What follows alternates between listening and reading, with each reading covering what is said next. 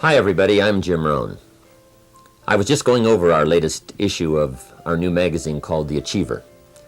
I want to thank you for taking the time to spend just a few minutes with me today. I have a very interesting subject. I call it 5 Simple Steps to Go from Average to Fortune. I've been asked to give it in many places for corporations and companies, and now I have the opportunity to share it with you. It's a pretty big subject for someone like me.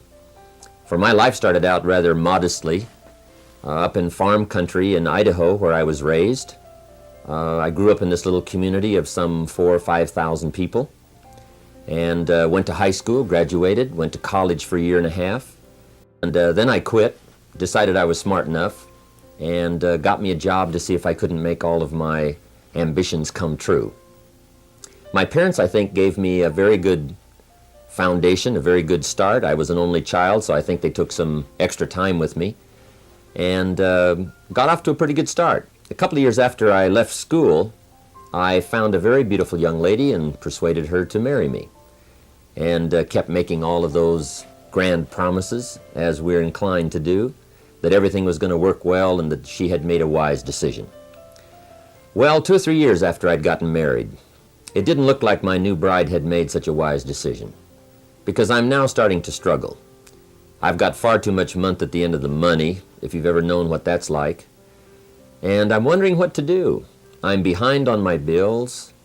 I'm willing to work hard, that's not my problem, but it isn't going as well as I had thought it would up until that point. I'm struggling, and I'm wondering what to do. Should I go back to school and get some more education? I didn't have any capital to start a business, so all these questions were going through my mind at a time when I needed some answers, how to really become successful and how to turn my life around. Well, at age 25, good fortune came my way. And sometimes it's a little difficult to describe good fortune. Why do unique things happen to you when they do? Part of that's a mystery to me. I really don't know. One of my friends says, well, things don't just happen. They happen just. And maybe that's it. I really don't know. But my good fortune was, at age 25, I met a very remarkable man. His name was Mr. Schoaf, Mr. Earl Schoaf. And he's the gentleman who gave me those last final answers that I had been looking for up until that time. Mr. Schoaf was a very unique gentleman. He was a businessman, an entrepreneur. He had several businesses. And he took a liking to me, and he hired me, and I went to work for him.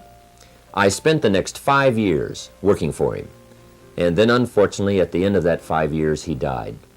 But I did get to spend 5 years with this remarkable man, and he's the gentleman who gave me the answers. He gave me the points and the ideas that helped to really turn my life around. And I will always be grateful for finding someone who took the time to share their information with me. The best thing Mr. Schoaf gave me was not a job. The best thing he gave me was the benefit of his philosophy.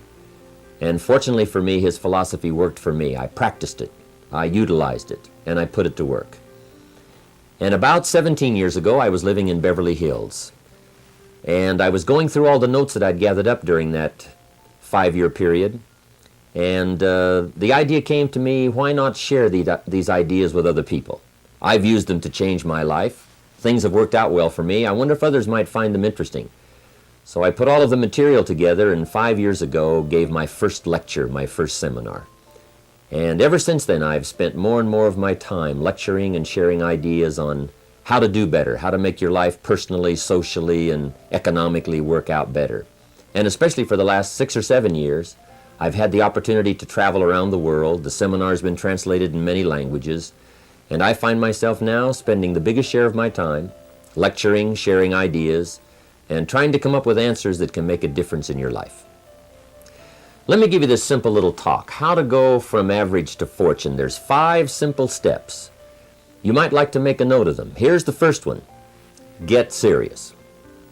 That's number 1. I don't know any substitute for that. You've really got to get serious. You don't have to be grim, but you must be serious. I know a guy that's got a half a dozen jokes keeping him from becoming wealthy. He's not known as rich. He's known as a joker, which I guess is okay if that's the kind of life you want to live. But it really isn't the best way to live. To go from average to fortune, you must get serious. And you must get serious about two very important things. Number one is setting your goals and where you want to go. Designing the next 5, the next 10 years is so vitally important. What do you want to do economically? Where do you want to go? What do you want to be? What would you like to have? What would you like to share? How much would you like to earn? How far would you like to go? Those are some major questions to ask. And for that all to work out like you want it to for the next 5 or 10 years, in my personal opinion, you've got to get serious. Then you have to get serious about another important subject. And that important subject is called personal development. Personal development is striving hard to become the kind of person that you want to be. And to become the kind of person you want to be, you've got to work at it. 10 years from now, you will surely become someone. The big question is, who? What are you becoming? And if you go to work on it now, sure enough, in a very short period of time, you can take on a new direction to become the kind of person you want to be. There's a very important question to ask, and the question is, 10 years from now, you will surely arrive. And the question is, where? So to answer the question of where you want to arrive and the kind of person you want to be, you've got to get serious. So that's point number one. To make your life worthwhile and unique, to go from average to fortune, you've got to get serious. Now, the second point is, get smart. To make your life work out worthwhile, you've got to have some ideas. You've got to have the information. So you've got to be smart. In fact, in this decade, you must be much smarter than you were in the last decade. You've got to read the books. You've got to come up with the information. When I have a chance to talk to the high school kids, that's the theme of my talk. Get smart. There's nothing worse than being stupid. And if you will read the books, learn from your experiences, do all the things that you possibly can to get the information, sure enough, you'll be wiser this year than you were last year. And I've got a few techniques that I teach in my seminar on how to get smarter, keeping a journal, going to the lectures, going to the seminars, listening to the sermons, picking up ideas from other people. You just must keep up this steady process of learning. Never cease your quest for knowledge. And that's one of the key points to go from average to fortune. Get smart. Now here's number 3. You've got to get going. All of the things that you've learned will not do you that much good if you don't put it into an action plan. You've got to get going. In my management and leadership seminar, we teach game plans, how to put all the good things that you've learned into action. Economic action, social action, personal action. How to make the changes and how to actually do the work, how to actually function. Get going, that's the key. Some people are ever learning, but they don't put it into action. They don't really take the action. It's like the man who keeps bringing materials to the building site and never builds anything. He keeps bringing in the sand and the gravel and the windows and the doors and the roofing material, and he just stacks up all these supplies, but he never builds anything. See, if you do that long enough, fairly soon they'll come and take you away. You've got to do something with what you've learned. You've got to take action. You've got to get going. So that's one of the most important things to learn, how to design your days, how to design your weeks, how to design the months, so that you take the proper action to get the proper return that you're looking for, whether it's economic or personal. Get going. It's a major key. Now here's number 4. You must get excited. And not just the false enthusiasm of just pure positive thinking. You've got to get excited over some very basic things. One is, get excited over your ability to make yourself do the necessary things. Because discipline is major step 1 toward personal progress. And anytime a person wishes to, they can make major changes in their life, personally and socially and financially. It doesn't ever have to be the same after today. No telling what you could do today if you really wish to. The act of murder is a clear indication that a person in one drastic act can forever change the course of their life. It just happens to be in the negative direction. What I would ask you to do, starting today, is get excited about committing an act that's positive, an act that's constructive, to make the changes in your life that you want made, and to go the direction that you want to go. So that's number 4, get excited. Get excited about your potential. Human capacity is usually never the problem. Little children can learn several languages. We can learn to do the most incredible things. All we need to do is take the time to do it. So it's not a matter of capacity. It's a matter of judgment. It's a matter of excitement. It's a matter of will. And it's a matter of wanting to bad enough. So it's pretty exciting to know that any day you wish, you can change your life. Any day you pick out, you can make major changes. It doesn't ever have to be the same again. And that's exciting. Knowing that intellectually and personally, you can actually do the things that will make major changes in your life. That's number 4. Here's number 5. Number 5 is get away. I have found, especially in the last 15, 20 years, that there's an important thing called life balance. You've got to learn to get away. You must learn to get away and be alone. Learn to get away and reflect. Learn to get away and learn how to live as well as how to earn. How sad it would be to learn how to earn well but not learn how to live well. You must balance your life.